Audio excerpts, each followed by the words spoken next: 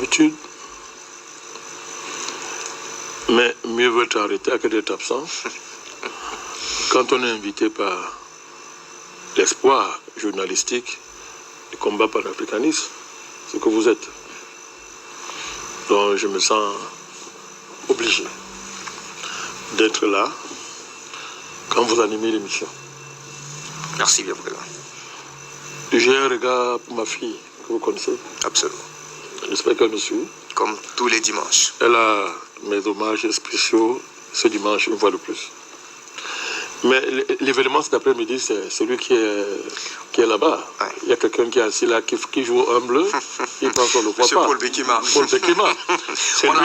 On l'a finalement en présentiel. Voilà, c'est lui l'événement parce qu'on l'a en distanciel. Mais il est là, en chair et en os, sur le plateau. Nous ne reviendrons pas sur son inestimable contribution. Contribution pionnière d'ailleurs dans le combat panafricaniste.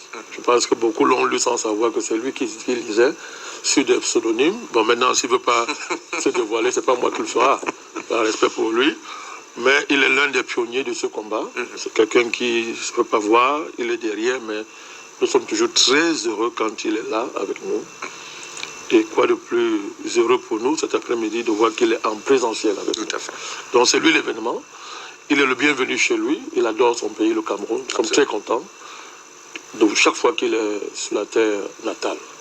Donc bienvenue Beki sur ce plateau et je suis très content de faire ça en direct avec toi. Permettez-moi de saluer notre papa. Ouais. J'ai toujours dit que quelqu'un de son âge qui accepte depuis 10 ans d'être là, c'est un signe prophétique. Il comprend le mot. C'est un signe prophétique. Je peux le dire. Il comprend, tout le monde comprend le mot ici. Ce n'est pas de la sorcellerie, quand on le dit. Ce n'est pas le monopole de certains. Donc c'est un signe prophétique. Et je m'incline une fois de plus devant sa sagesse, devant son âge, devant l'autorité de son âge. Bon, mon frère Bertrand ne s'est pas présenté. C'est mon camarade de combat. On galère tous les jours dans les mêmes combats. On se tape tous les jours dans ces choses-là. Donc, je suis simplement content de voir que tous les jours, quand je me lève, je dis, ah, il est vivant.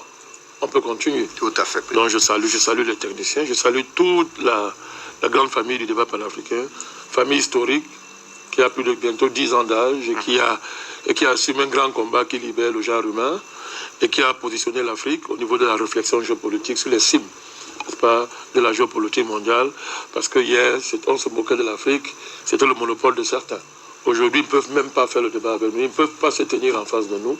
C'est grâce à Afrique Média, c'est grâce au débat panafricain, qui est un débat historique. Je ne sais pas si je peux parler de certains sujets.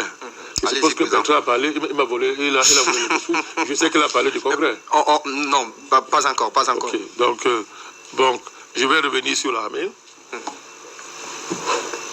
À sa suite, je voudrais rendre hommage une fois de plus à l'armée du Cameroun. J'ai déjà dit que l'armée du Cameroun est sacrée. Je ne demande pas l'avis de quelqu'un pour le dire.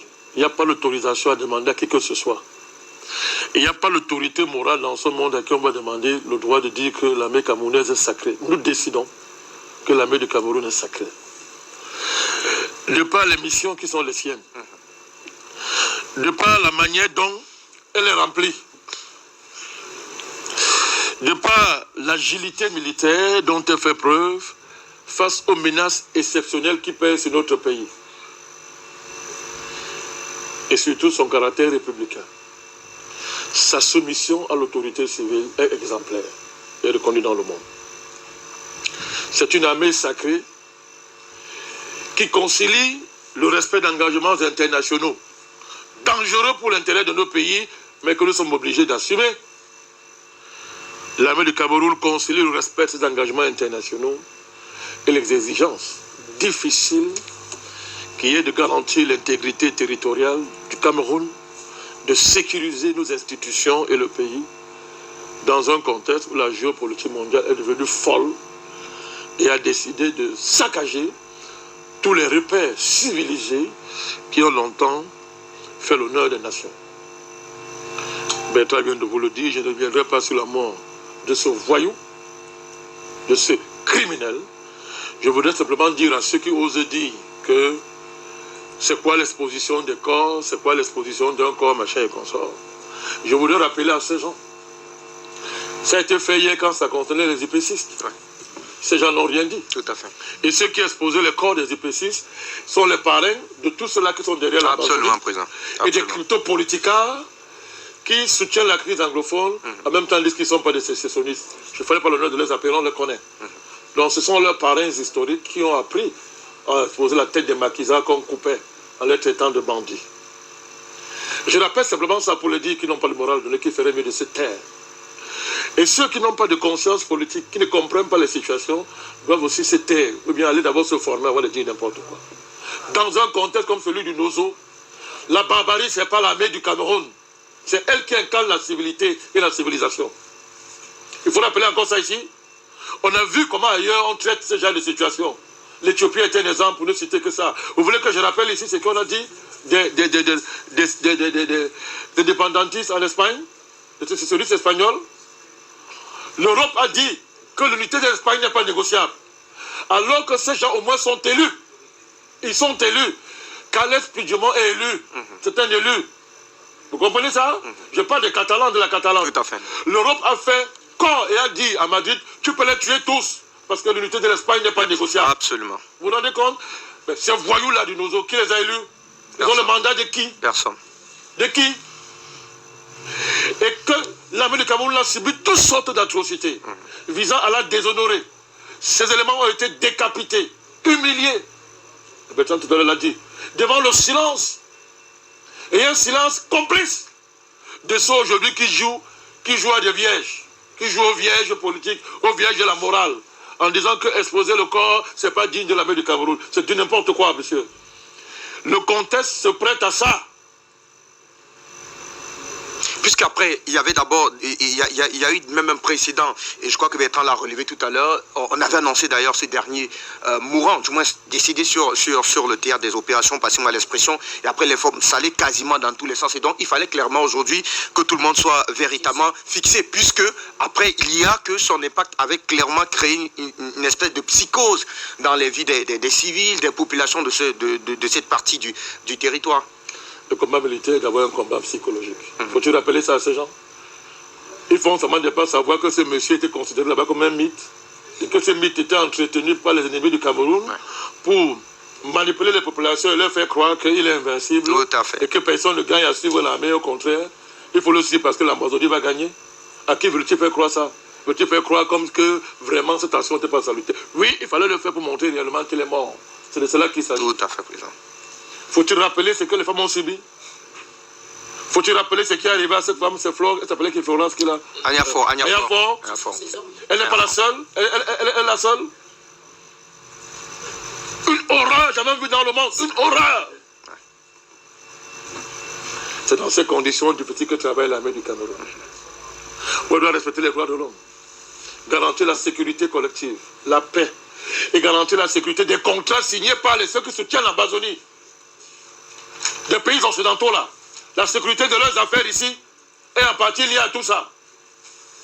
Et ils donnent des leçons. Et qui ont les armées les plus criminels du monde. Ils donnent des leçons. Donc, l'armée est dans son rôle. Elle fait du bon travail. Et elle a notre soutien. Même quand elle commet des exactions, je dis l'armée du Cameroun est sacrée. Ça, c'est la position du NMP. Et personne ne peut le faire bouger là-dessus. Personne. Elle est sacrée. Donc, soutien total à l'armée du Cameroun. Et Bertrand l'a dit. Nous comprenons très bien la signification des mouvements qui ont été faits dans la hiérarchie de l'armée ces derniers temps par le chef suprême de l'armée. On ne va pas venir ici diffuser les secrets militaires. Mais ceux qui sont initiés comprennent ce que ça veut dire. Et les jours qui viennent vont démontrer que ça, parce que faire preuve de hauteur morale, faire preuve de paternité n'est pas un signe de faiblesse. L'armée du Cameroun, les forces de sécurité et de défense du Cameroun ont fait du maintien de l'ordre renforcé jusqu'à présent. Jusqu'à présent. Et je suis très heureux que, je l'ai dit sur ce plateau, mais j'ai écouté des experts militaires de haut niveau répéter le même mot que nous ici. Donc sans être des militaires, souvent, on est en cohérence avec les initiés. Donc le maintien de l'ordre renforcé, c'est ce qui a été fait. Sur ce théâtre ou ailleurs, c'est la guerre. C'est la guerre totale. Donc nous saluons l'armée du Cameroun. Ouais. Ça a son honneur. Ils ont lancé des rumeurs que non, ce sont les ambazoniens qui l'ont trahi, on l'a livré, c'est pas l'armée, il était malade, c'est pas l'armée du Cameroun qui l'a tué. Vous voyez, il ne faut pas laisser une seule seconde des honneurs à l'armée du Cameroun. Et ces rumeurs sont véhiculées par des Camerounais, des partis politiques qu'on connaît, c'est-à-dire, dont le projet politique est de détruire l'armée, écoutez bien, détruire l'armée pour arriver au pouvoir. C'est-à-dire la condition de l'accession au pouvoir, c'est de détruire l'armée. Vous savez où on a vu ça? C'est en Côte d'Ivoire. Favoriser l'arrivée au pouvoir du criminel qui est à Abidjan. C'est de ça qu'il s'agit. Il fait que l'armée du pays n'est pas l'armée du pays. C'est une auberge espagnole militaire qui permet aux Occidentaux de manipuler le pays et de rendre désormais éternelle leur domination sur le pays. C'est de cela qu'il s'agit. Donc là, quand vous voyez les mêmes gens, quand vous voyez des gens avoir certains comportements à l'égard de l'armée dans un pays, vous voyez des forces politiques avoir des comportements bizarres envers l'armée du pays, ne cherchez pas loin. Ils ont le même projet que M. Ouattara, ils ne veulent pas simplement l'assumer. Un citoyen normal camerounais ne peut pas être contre l'armée du Cameroun dans les conditions actuelles. Vous comprenez ça? Tout à fait. Donc nous sommes de tout cœur derrière l'armée du Cameroun et nous soutenons ça. J'ai un deuxième sujet. Puisqu'il y a le cas de la visite du jeune président Emmanuel Macron à Yaoundé annoncé d'ailleurs pour ce soir. Vous voulez qu'il commente tout ça? Pourquoi pas, président? Vous voulez qu'on commence ça? C'est un sujet d'accueil. C'est vous le patron. Hein? Non, c'est pas un sujet d'accueil, en tout cas ce sont des sujets d'information que nous, on va dire que nous évacuons. Je vais aller très vite. La fusion achat, c'est quelqu'un qui maîtrise ces choses-là. La fusion achat SABC Guinness, qui fait du bruit. Alors qu'est-ce qu'on voit? On voit Est-ce qu'il y a fusion ou alors il y a rachat de la part du groupe Castel? Je fais pas mon temps dans ça, ce sont des mots. Ce sont des mots. C'est de ça qu'il s'agit, c'est-à-dire que c'est une fusion achat. C'est une fusion achat. Écoutez, dans le milieu, c'est la norme. C'est la norme dans le milieu des affaires. C'est pas ça qui m'intéresse. Ce qui m'intéresse, c'est les cris d'orfraie des libéraux africains, des sous-capitalistes africains, des néo-libéraux africains. Au Cameroun, ils se sont réveillés, donc ils découvrent que le Cameroun est menacé par une achat-fusion. Des gens qui ont fermé les yeux ont soutenu les privatisations sauvages qui ont détruit le Cameroun. Les gens qui ont soutenu les plans d'ajustement structurel. Les gens qui, matin, midi soir, célèbrent le Fonds monétaire international et ses crimes économiques sur le continent africain. Les gens qui ne jugent que par la Banque mondiale. Les gens qui célèbrent un capitalisme, c'est-à-dire criminel, génocidaire. Se sont réveillés un matin. Vraiment, il faut les communiquer pour dénoncer, dire que c'est illégal, pour tromper les Camerounais, comme si ils sont devenus panafricanistes. Et désormais, ils veulent donner l'impression que vraiment, ils peuvent aussi se dresser contre des choses comme ça. Ça fait rire. Mais nous, on ne peut pas crier avec les loups. Nous, on ne commence pas ça. Nous, on met le combat depuis, les positions sont connues par rapport à ça. C'est le Cameroun qui est confisqué. Pas la criminalité économique internationale. C'est le Cameroun qui est confisqué, comme tous les pays africains sont confisqués. La bataille est de libérer le Cameroun, pas de venir tromper les gens. C'est une fausse affaire, c'est-à-dire que c'est quelque chose qu'ils font tous les jours. Et vous parlez seulement de ça. C'est normal que Carrefour et les espaces qu'elle a là au Cameroun, pourquoi ils se taisent quand c'est Carrefour? Pourquoi ils ne disent rien si on prend seulement ce cas? Il y a des crimes, Bolloré, ces crimes, ces privatisations-là, ces parties de l'économie du Cameroun qui sont confisquées par des monopoles depuis très longtemps. Pourquoi ils se sont tués? Et maintenant ils se réveillent pour distraire les gens, parce que les gens veulent flatter le peuple. Donc pour nous, ça c'est c'est-à-dire qu'on ne crie pas devant.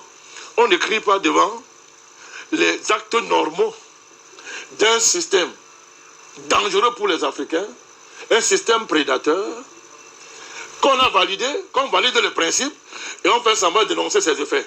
Nous, on est contre le principe même de ce type d'économie. Nous, on est contre ça. Et notre projet, c'est qu'on va finir avec ça. C'est de cela qu'il s'agit. On n'est pas là pour essayer de bander les effets, pour tromper les naïfs. D'ailleurs, quels effets? On choisit quelques effets. Et en fonction du thermomètre sociopolitique, on gesticule. Nous, c'est le système là pour lequel on est contre. Et nous voyons comment il est en train de chuter. Et depuis 10 ans, nous avons annoncé sa chute. On s'est battu contre ça. Donc les gens qui veulent se retourner à la dernière seconde pour revêtir les carapaces du panafricanisme, donc eh bien c'est tenu, nous les avons à l'œil. Voilà. Merci à vous, Président Badakani. Juste un mot autour de la vie du jeune président français annoncé à Yaoundé ce soir pour rencontrer le président camerounais. C'est ce soir? Dimanche prochain. Le 26, Voilà. ok, d'accord, le 26, je crois dimanche prochain, oui, c'est ça. Bon. Vous savez, mon cher Fabrice, nos ennemis ont souvent voulu nous piéger en voulant faire correspondre ou bien établir une confusion entre les plateaux de télévision et les réalités de la diplomatie internationale et de la géopolitique mondiale pour des personnes qui sont en situation de président. Et ils ont cru qu'ils pouvaient nous amener à nous contredire dans notre posture panafricaniste. Nous avons démontré depuis 10 ans que, tout en étant fermes sur nos principes, nous intégrons dans notre stratégie la situation de nos dirigeants. Nous avons démontré que, sauf ceux qui sont résolument ennemis du continent, n'auront jamais notre soutien. Et nous sommes restés constants par rapport à ça. Pour dire quoi? D'abord, M. Macron avait juré qu'il ne mettrait pas les pieds au Cameroun. Vous savez l'oublier, je vous le rappelle. M. Macron a longtemps snobé, méprisé le Cameroun, parce qu'il estimait que qu'est-ce qu'il vient faire dans la terre où on a autorisé la destruction de la France à travers le mouvement panafricaniste. C'est de cela qu'il s'agit. M. Macron n'a jamais voulu mettre les pieds au Cameroun. Au contraire, il a programmé, je l'ai démontré ici, l'assassinat des dirigeants de l'Afrique centrale, parmi lesquels le patriarche président Paul Biya. Nous avons démontré ici ce plan qui a commencé avec l'assassinat du président Déby, qui devait conduire par le Cameroun jusqu'en Centrafrique. Nous avons sorti tous les éléments pour démontrer ça. Venir aujourd'hui visiter le pays, qu'on détruit tous les jours dans des scènes ubuesques, indignes, c'est-à-dire des scènes ubuesques, où le soi-disant président français, donc, qui est censé être le président de la puissance internationale comme président, comme étant la France, on a vu tous les gens, tout l'État avoir pour interlocuteur de la racaille, fabriquée pour la circonstance, pour discuter des questions du Cameroun. On sait ce que ça veut dire. Et le message qu'on envoie à travers ce genre de choses. Il y a une dernière sortie, récemment, nous avons décidé sur ce plateau, par dignité, de ne pas citer le nom de certaines personnes. Tout à fait. Alors, expliquez donc comment une diplomatie peut organiser de telles séquences et l'assumer au plus haut niveau de son majesté, c'est-à-dire le diplomate en chef du pays, le président, et une semaine après, 2 semaines après, programmer une visite dans ce pays. La personne qui est en contradiction, flagrant le total, c'est M. Macron. J'espère qu'Hachim Bembe s'est bien réveillé. Vous comprenez? Donc, moi je vois ça comme ça. Ça, c'est au niveau formel. Mais dans le fond, c'est évident que les changements géopolitiques qui frappent le continent, qui frappent le monde, qui frappent le continent, obligent le pays dont M. Macron s'est fait appeler président, l'oblige, n'est-ce pas, à un redéploiement géopolitique important. Parce qu'il a désormais un défi à relever, à savoir son déclassement en tant que gendarme. En tant que gendarme. Comment dire ça? Positionné ainsi par les Américains. Son déclassement pour cause d'échec et d'inefficacité font que, désormais, le patron de la gendarmerie a dit que moi-même je viens faire ton travail parce que tu es incompétent. Ce qui met la France dans une situation inconfortable où désormais, écoutez bien, quelqu'un comme Macron qui est un anti-français du point de vue des intérêts fondamentaux de la France, c'est un mondialiste, il n'est pas là pour la France. Il est là pour utiliser la France au profit de ses patrons, on les connaît. C'est Rothschild et consorts, est obligé de s'éniger, de jouer le patriote français. C'est une situation très compliquée pour lui. Très compliqué pour lui. C'est ça qu'il est obligé de jouer actuellement. Actuellement, au regard du déploiement de l'OTAN, c'est-à-dire des États-Unis, n'est-ce pas, au niveau de la géopolitique mondiale. Donc, cette venue, c'est normal. Si en Afrique de l'Ouest, il est humilié par le Mali, la France a été enterrée par le Mali, et que la situation en Côte d'Ivoire est d'une instabilité chronique, mais il est normal que, dans le cadre de ce qu'on peut appeler le grand acte impérial français, qui a été constitué par ce qu'on appelait l'Empire équatorial occidental et l'Empire, c'est quoi? L'Afrique occidentale française, c'est ça, hein? C'est ça, Bekima. Et l'Afrique équatoriale française, voilà. Ce grand acte-là, n'est-ce pas? Il est important que les pôles importants de ces grands ensembles-là, dans les conditions actuelles, il faut que la France clarifie ses positions. à ce niveau-là. Il faut qu'elle les clarifie et qu'elle essaye de se ressaisir, de colmater ce qui est colmatable. Je vante le mot, que les Gamériens... De sauver encore ce qui peut être sauvé. Oui, sauver ce qui peut être sauvé. C'est de cela qu'il s'agit. Le Cameroun n'est pas en position de faiblesse par rapport à la France, au contraire. Au contraire. Il faut le dire, parce que j'entends des murs et des pas vertes. Le Cameroun n'est pas en position de faiblesse. Au contraire, c'est la France qui est en position de faiblesse à l'égard du Cameroun. C'est la France. Et qui veut l'attraper, n'est-ce pas, un ensemble d'erreurs qu'elle a cessé de commettre. Et qu'elle ne cesse de multiplier. Oui, et qui aujourd'hui, n'est-ce pas, ont dressé les populations africaines contre elle. D'accord, merci à vous. Docteur Paul Bekima, je préfère également vous écouter autour de ce fait d'actualité, puisque le président Madakani l'a clairement. Mais avant même de continuer, permettez-moi de me soumettre aux exigences protocolaires pour saluer tous mes camarades du plateau que j'ai oublié de saluer, le docteur Basilikin, l'excellent Tachinda, le président Madakani et toute la galaxie panafricaine. Et deuxièmement, j'aimerais aussi rebondir sur la colère légitime de Bertrand et du président Madakani par rapport aux activités ou aux distractions que les gens veulent introduire dans la mort d'un bandit. C'est-à-dire que l'armée a fait du bon travail.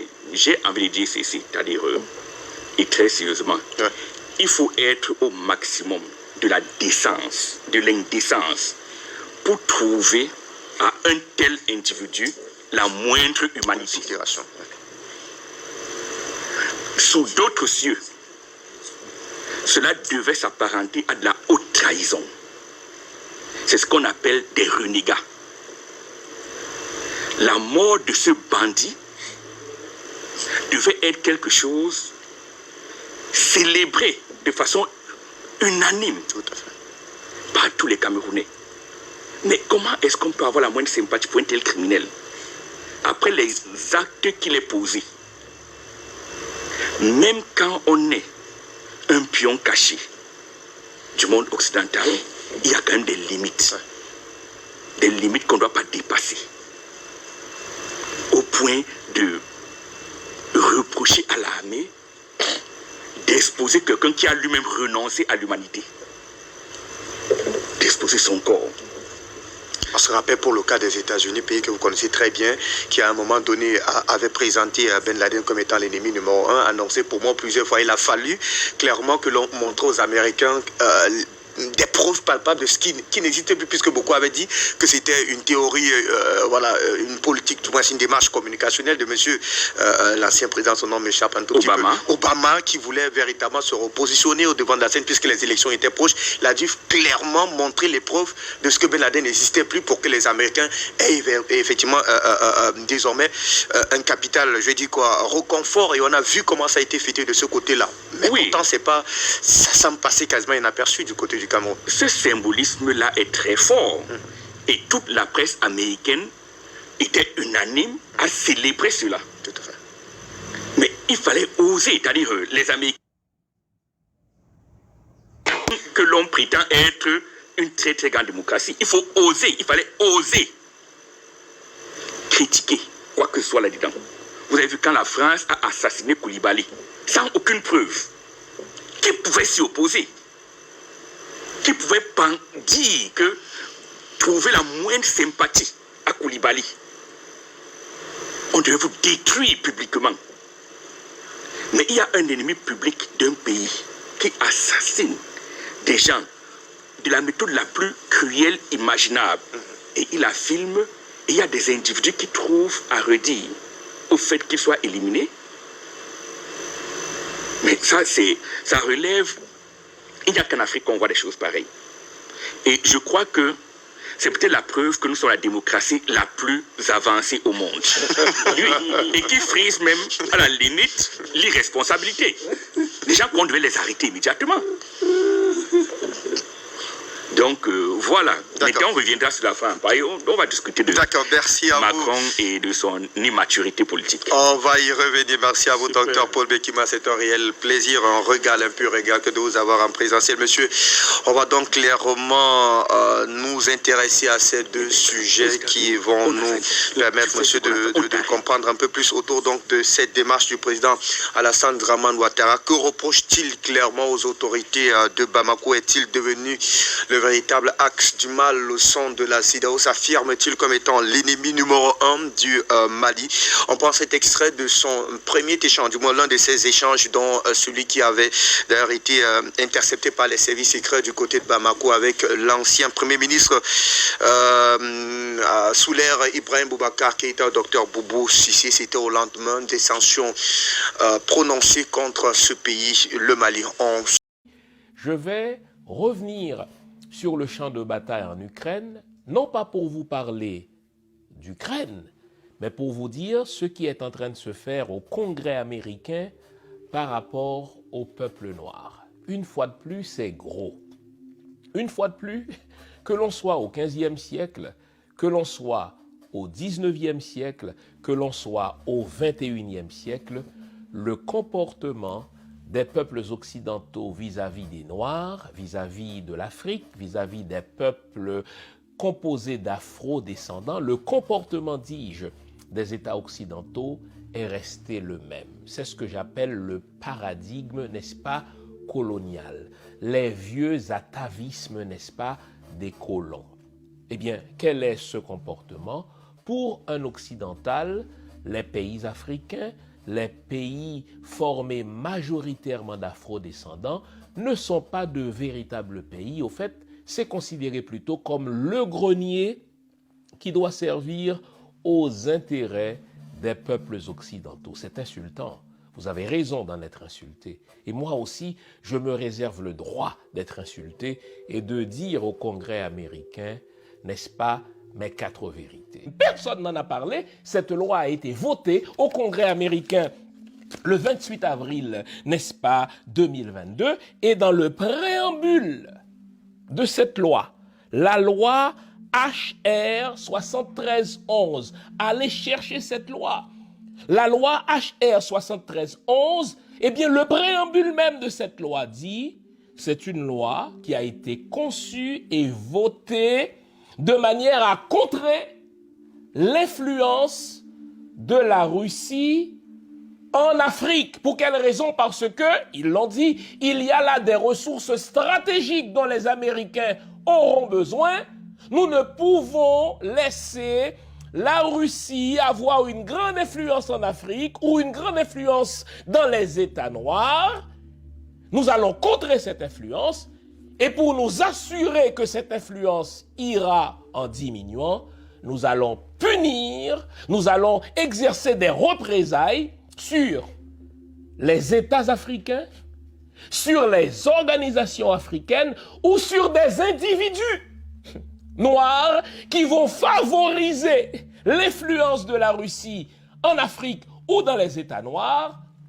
Et cette loi que vous devez lire, c'est une loi scélérate, va jusqu'à dire, nous devons identifier ceux qui dans les médias, ceux qui dans l'opinion publique font la promotion du récit russe dans ce qui se passe en ce moment en Ukraine, parce que cette promotion-là aura des impacts sur l'influence des Russes en Afrique. Et là, je me suis senti concerné et j'ai dit, il faut leur dire aux congressmen américains, n'est-ce pas, mes 4 vérités, je vous emmerde. Si l'Ukraine a le droit de choisir son camp au nom de l'autodétermination des peuples, les Africains, les peuples noirs, ont le droit, eux aussi, et nous ne vous demandons aucune faveur, de se rapprocher de qui ils veulent au nom de leurs intérêts. La table est mise, je vais maintenant faire l'exégèse de cette loi scélérate, de cette loi condescendante, de cette loi raciste à toute fin pratique, votée le mois dernier au Congrès américain, loi par laquelle les parlementaires américains, les congressmen disent « Nous allons exercer des représailles sur tous ceux qui veulent faciliter l'influence des Russes en Afrique ou dans les pays noirs. Je vous emmerde. Article 2, alinéa B, dans cette loi scélérate votée au Congrès américain.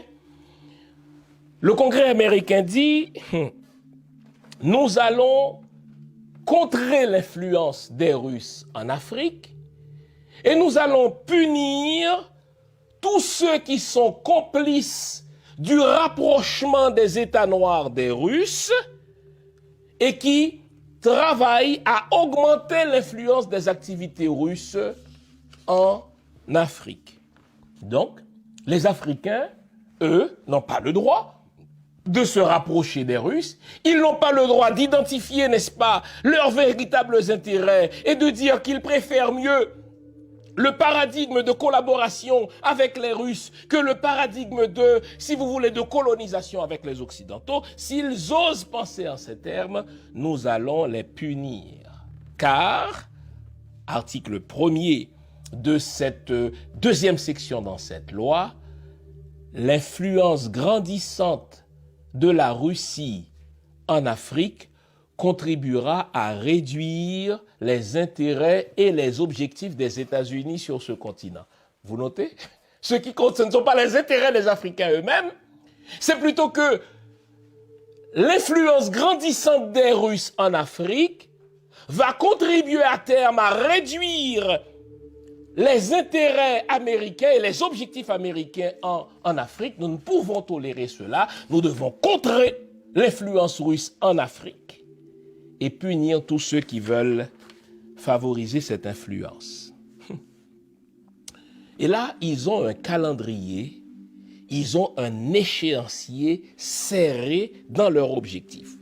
Dans les 180 jours, dit l'article de cette loi, suivant l'adoption de cette loi au Sénat, le secrétaire d'État, Anthony Blinken, doit élaborer un plan de concert avec les agences fédérales et venir dire au Congrès comment le département d'État compte s'y prendre pour réduire l'influence des Russes en Afrique, que ce soit par le biais des oligarques, que ce soit par le biais des organisations qui font des dons aux Africains ou par le biais de tout officiel ou d'individus qui favorisent la dite influence des Russes en Afrique.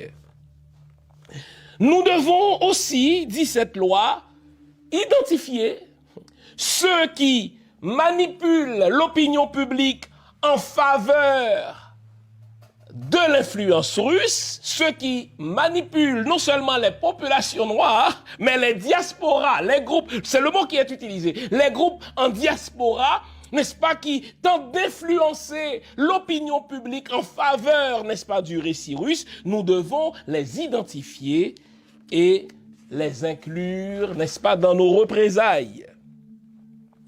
Les États-Unis continuent cette loi scélérate, doivent investir et s'engager, écoutez bien, dans le contrôle de secteurs stratégiques en Afrique. Donc, les secteurs stratégiques que les États-Unis identifient comme devant servir à leurs intérêts en Afrique, eh bien, le Congrès donne le droit à l'État américain de contrôler, ni plus ni moins, ces secteurs stratégiques en Afrique. Et les États-Unis identifient ces secteurs-là, les mines, les ressources naturelles, l'extraction ou l'exploitation de ces mines-là, les entraînements sur des bases militaires, les coopérations en matière de sécurité, les accords qui se passent entre la Russie et l'Afrique en matière d'information et de communication, donc toutes les technologies de l'information. Nous devons prendre le contrôle de cela en Afrique pour réduire l'influence des Russes en Afrique.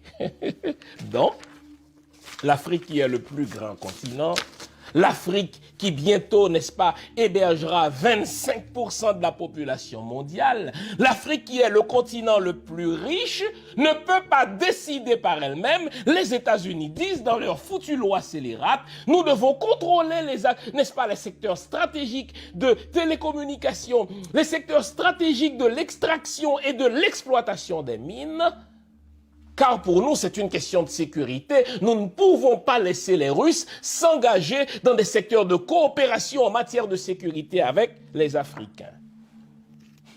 Et là, ils disent, pendant les prochaines années, nous devons identifier les gouvernements africains, identifier les officiels des gouvernements africains, identifier les individus qui facilitent les transactions avec les Russes, que ce soit par des activités, n'est-ce pas, de donation, des activités, n'est-ce pas, de bienfaisance, ou bien des activités autres. Nous devons les punir, nous devons exercer des représailles contre eux.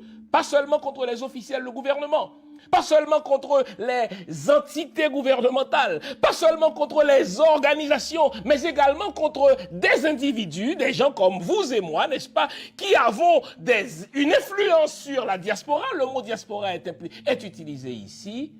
Les identifier, exercer des représailles contre eux, parce que nous ne voulons pas d'hommes et de femmes qui se rapprochent, d'hommes et de femmes noirs, j'entends, qui se rapprochent des Russes, et s'ils osent le faire, nous allons les punir. Et dans cette loi scélérate, il y a 2 représailles qu'ils comptent exercer contre ces gens-là qui veulent un rapprochement des peuples noirs des Russes. On va geler leurs biens et on va leur interdire l'entrée aux États-Unis. Les mêmes vieilles méthodes scélérates.